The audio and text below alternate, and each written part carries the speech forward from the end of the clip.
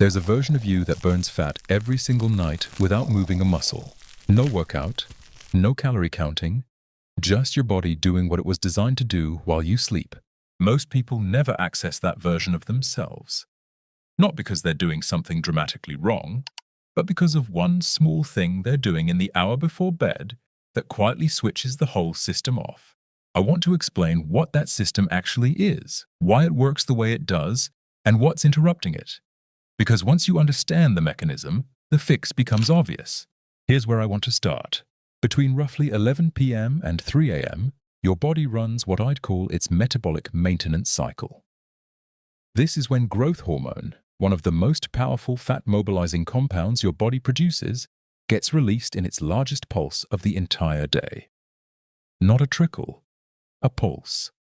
A concentrated surge that, under the right conditions, tells your fat cells to open up and release stored energy into the bloodstream to be burned.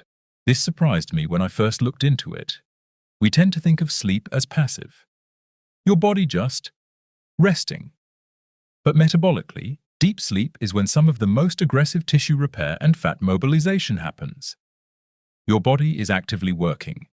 You're just not conscious for it. Now here's the part that matters.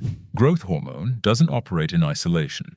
It's incredibly sensitive to one thing in particular: insulin. And the relationship between these two hormones isn't just competitive. It's closer to a hard block. When insulin is elevated, growth hormone production essentially halts. The pulse doesn't happen. Your fat cells never get the signal, and your body spends the night in storage mode instead of releasing mode. The mistake I see over and over, and one I used to make myself, is eating something in that window before bed and not realizing what it's doing at the hormonal level. It doesn't have to be junk food. It can be fruit. It can be something light. The food itself isn't always the problem. The insulin response is. You eat at 9 p.m. Blood sugar rises. Insulin goes up to handle it. You fall asleep at 10. Your body enters deep sleep. But your pituitary gland, which is responsible for releasing growth hormone, is reading your bloodstream. It detects elevated insulin, and it waits.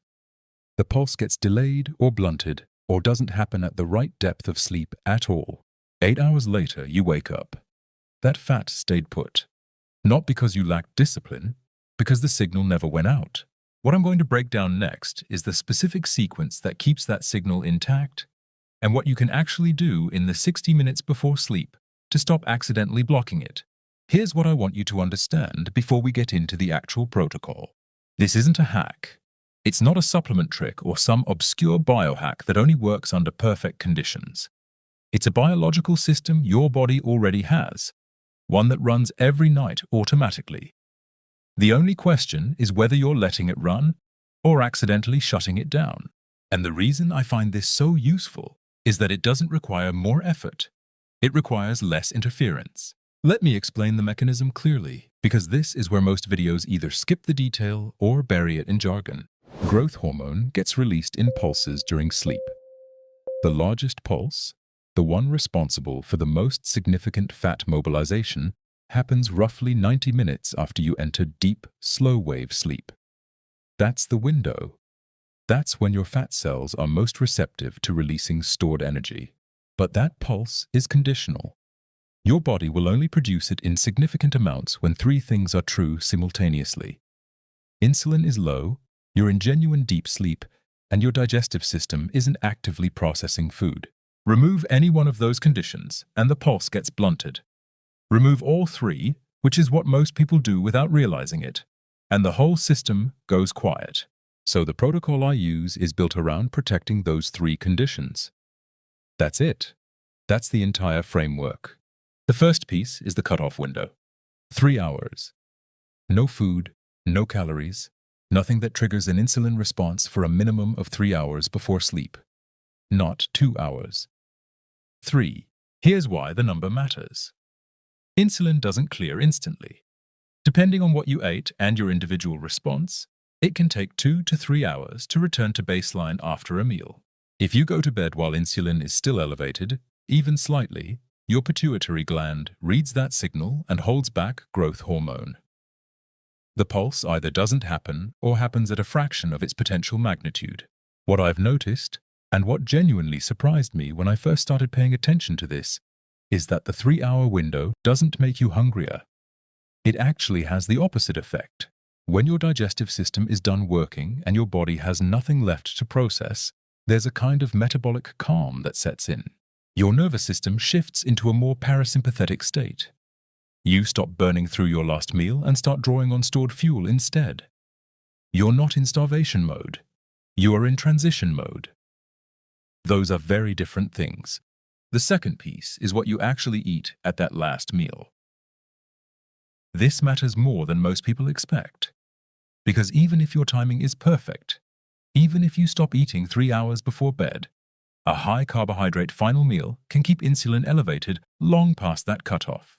Carbohydrates, especially refined ones, drive the sharpest insulin response. A carb-heavy dinner at 7 p.m. can keep insulin elevated until 10 or 11 p.m., which means you fall asleep with the system still blocked. What works instead is a protein and fat-dominant final meal. Grilled fish with vegetables and olive oil, eggs cooked in butter with some greens, a piece of meat with a fat sauce alongside it. These foods raise insulin modestly, and that modest rise clears quickly, typically within 2 hours. I want to be direct about something here, because I think it's important. This isn't about eating less. A properly composed final meal, adequate protein, good fat, fiber from vegetables, is genuinely satisfying. You won't be fighting cravings at 9 p.m. You won't wake up feeling depleted. The goal is stable blood sugar into sleep, not deprivation. And here's the reason that distinction matters. Deprivation creates stress. Cortisol rises, and cortisol suppresses growth hormone just as aggressively as insulin does. So if your approach to this creates a stressed, hungry state before bed, you've traded one problem for another. The system works when your body feels safe, fed, but not processing, calm, but not sedated. That's the target state you're trying to walk into sleep with. There's a version of this that people get wrong, even when they understand the first two pieces. They tighten up the eating window, they clean up the final meal, and then they spend the next 2 hours on their phone and wonder why they still wake up feeling like nothing changed. Here's why that matters mechanically. Growth hormone is only released during deep sleep. Not light sleep, not the dream states most people associate with good sleep. Specifically stages 3 and 4. Slow wave sleep, where your brain activity slows, your core body temperature drops, and your pituitary gland actually does the work we've been talking about. If you never get there, or you get there late, the pulse either doesn't happen, or it happens too shallow to matter. And the thing that's most reliably destroying people's access to deep sleep right now is light. Specifically, the blue wavelength light coming from every screen in your life. Here's the mechanism.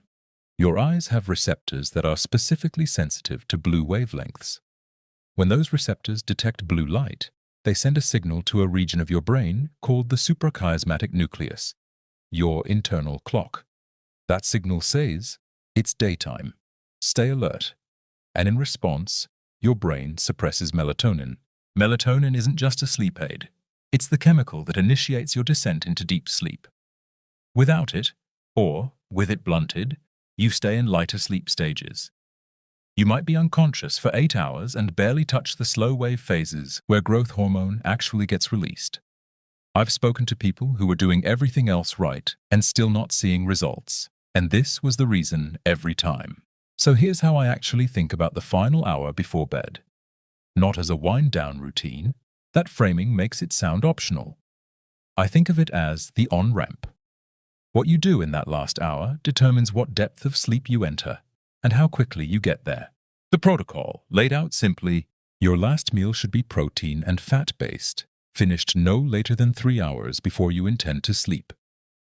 If you're going to bed at 10 p.m., that means eating by 7 p.m. and keeping the meal clean. No refined carbs, no sugar, nothing that drives a prolonged insulin response. By 9 p.m., screens off. Not dimmed, off. Read something physical. Sit without input for a while.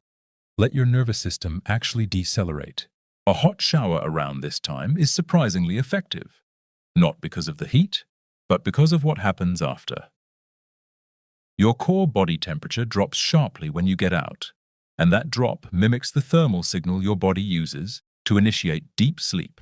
Keep your room cool. Somewhere between 65 and 68 degrees is where most people access their deepest sleep stages most consistently. A warm room keeps your body in a lighter, more alert state. Lights out by 10 p.m. By 11:30 or so, if the conditions are right, you're in slow-wave sleep. Growth hormone is releasing. From midnight to around 3 a.m., your body is doing exactly what it was designed to do: mobilizing stored fat, repairing tissue, running its maintenance cycle. You wake up. The work was done while you were unconscious.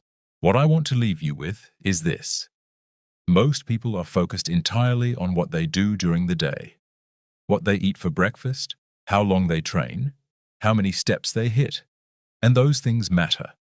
But the night is when your body actually processes everything, when the hormonal environment either supports fat loss or works against it.